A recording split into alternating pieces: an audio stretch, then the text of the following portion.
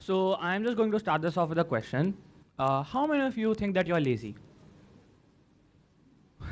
That's a very self-aware audience right here. I appreciate that. Yes, that is what I was about to say. I think almost everyone is lazy at some point in their lives, even though we don't like to admit it. And it isn't always a bad thing. You see, laziness becomes harmful when it gets ingrained into a person's personality. For example, me. I mean, I am a very lazy person, and I've been that way for as long as I can remember. Up till recently, I actually thought that being lazy was something to be proud of. Yes, that is just as crazy as it sounds. But then COVID came around. Yes, the COVID. And it pretty much stripped every one of us out of our daily lives and threw us down to rethink ourselves.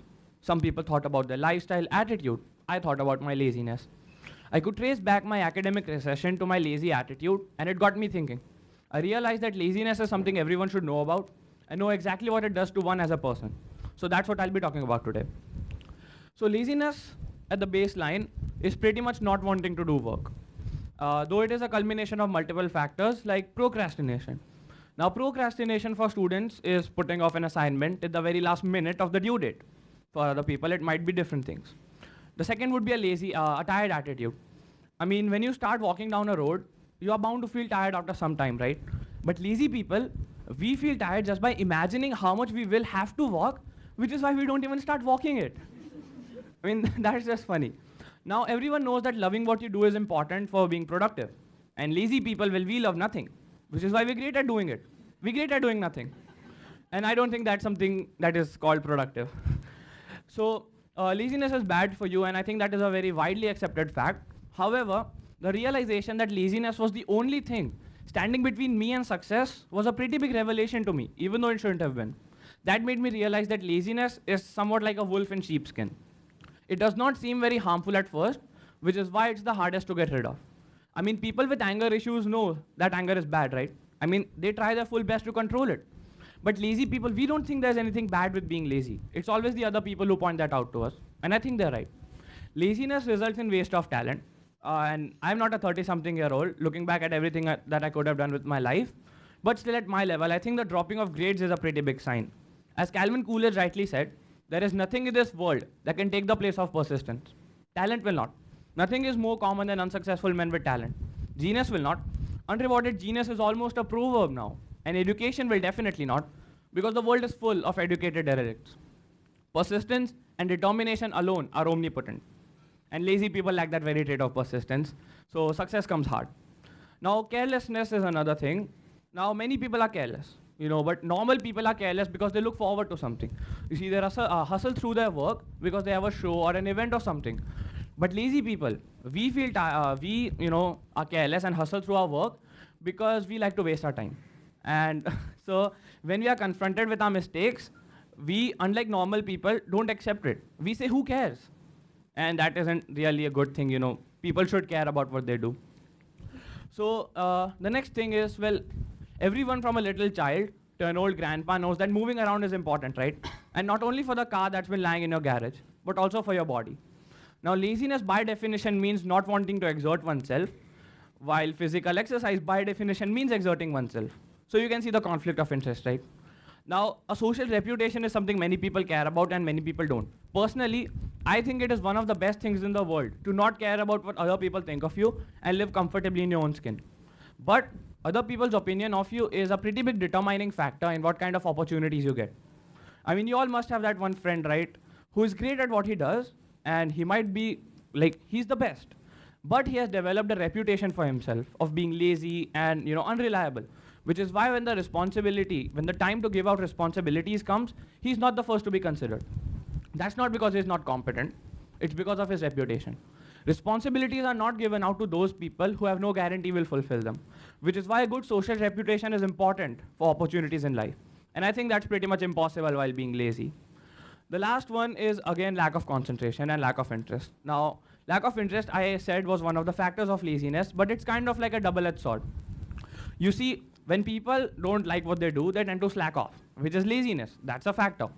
But when people are lazy, they tend to not pay attention to things, which results in them not being interested. So it's kind of a double-edged sword right here. It's a reason as well as a result of laziness. Now, I think I made it pretty clear that I definitely think that laziness is bad, and I'm not promoting it in any kind. But still, there are a few things that are good about lazy people, and I think we can inculcate them in our life as well. Lazy people have great mental health. Like, they are happy most of the time. That's because they don't feel pressure, right? From work, school, or friends. They don't take anything seriously, which is why they don't feel any pressure. How they do that is by wasting their time and things. But how we can do that is by being more productive, completing our work properly so that we can spend more time with our loved ones. The next thing is lazy people don't like to stay busy. I mean, that's one thing. How much ever responsibility or work you give to a lazy person, he'll find a way to complete it as fast as he can. Because we don't spend the whole day working, right? We like to waste our time. Which is why, well, how much ever work you throw at a lazy person, he'll complete it fast. So that quality, when fired in the right direction, can turn a lazy person into a productive asset for the people they work with. Now, Bill Gates once said that I hire a lazy person to do a hard job because a lazy person will find an easy way to do it. Right? Yeah. That is the kind of quotes that lazy people like me want to hear about ourselves. You know, like that was the only quote that kept my laziness going all these years. But that was the only pro-lazy quote that I could find on the entirety of Google. I mean, I was looking for a very long time. I think 30 minutes is a long time for, scrolling through some pictures. And that was the only one I could find. Now, in theory, that is true. Lazy people should be the epitome of creativity when they want to be. And well, laziness has been always associated with innovation. Like, if our ancestors weren't lazy enough to walk around, they wouldn't have invented the wheel. And if they weren't lazy enough to pull the wheel, they wouldn't have invented domestication of animals. Which is why it is true that laziness does drive innovation, but that's just one part of it, right? The majority of lazy people, and what is actually the case with lazy people is this. I mean, it is just as hilarious as it is saddening. Like, my goal this weekend is to move just enough so that people don't think I'm dead. Or for some reason, I already feel tired for tomorrow. Or maybe let's begin the day by taking a smallest nap or two. Now, I hope I am nowhere near as lazy as these people, but just as a side note, the third one, I think everyone does, right? Like, when you wake up, the first thing you want to do is not freshen up, it's to go back to a nap. I hope I'm not the only one who does that. Yeah.